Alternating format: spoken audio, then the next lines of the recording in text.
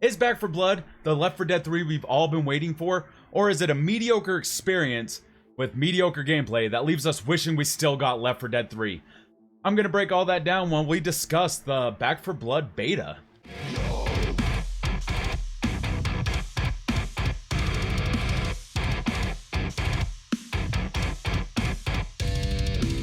Back 4 Blood has a gameplay that feels very similar to what was already done with the Left 4 Dead franchise, but also feels very different by the same token, as feeling kind of new, more modern, and has some little flares to it that kind of makes it stand out a little bit in a way that isn't normal to the Left 4 Dead series. For a perfect example, the guns have different attachments that can vary in different rarities that give you more abilities to do more damage or have more ammo for them. That kind of gives it a different flair that wasn't originally there in Left 4 Dead. All the meanwhile kind of giving you this kind of customization that you can feel like if you have a gun that you're wanting or you're enjoying using, you can kind of find things throughout the levels as you're playing that will increase that gun and make it to where you can keep that gun throughout your entire playthrough or not. The Ridden, which are like zombies in this game, they're called Ridden.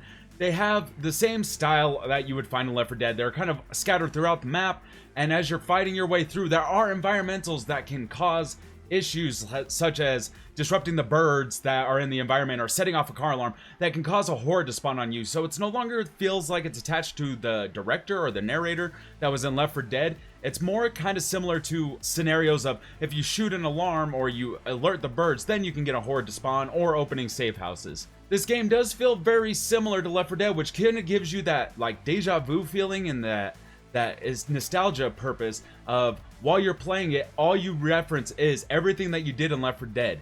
You have bot companions that you can play with, or you can play online with your friends. You have the hordes that will come in and disrupt you as you're fighting, which will make you feel like you're having to fight to save your life.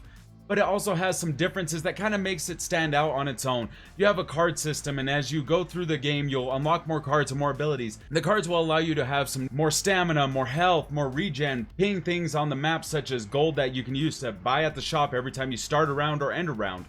These mechanics do feel a little new and fresh that kind of give it that more the way you want to play, especially as you're doing more and more runs or you're getting on higher and higher difficulty. There are some things I really do not enjoy about the game, and I don't know if it's going to be just the beta that we've been playing or if it's going to be indicative of what it's like at launch. But when running through the game, you do have the opportunity to have bots in your lobbies, so you're able to play single player if you wanted to. However, the bots are kind of dumb. They don't work as well as they should. They're kind of running into things. They don't heal themselves like they should. They will tell you constantly that there's items throughout the map, and then they'll just stand there. So I wonder if it's something with the AI, or if this is an earlier build that we're playing and it's not indicative of the future, but it is something that has kind of been bothering the crap out of me while playing the game. The other thing that's been bothering me is the load times. It takes forever to get into a match when there is bots only. I have searched for 30 minutes waiting to get into a match that I never got into, nor did it let me have the bots either while playing.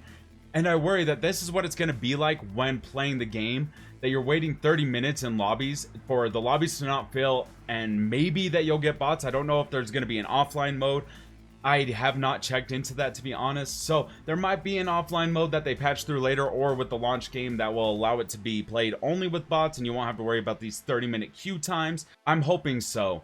All in all, to be honest, I've enjoyed the moments I've had with this game, and it feels very fresh. I am still playing it. I'm about 5 hours in, and I will be continuing to play it. I will pick it up at launch, and we will do a full review on this game.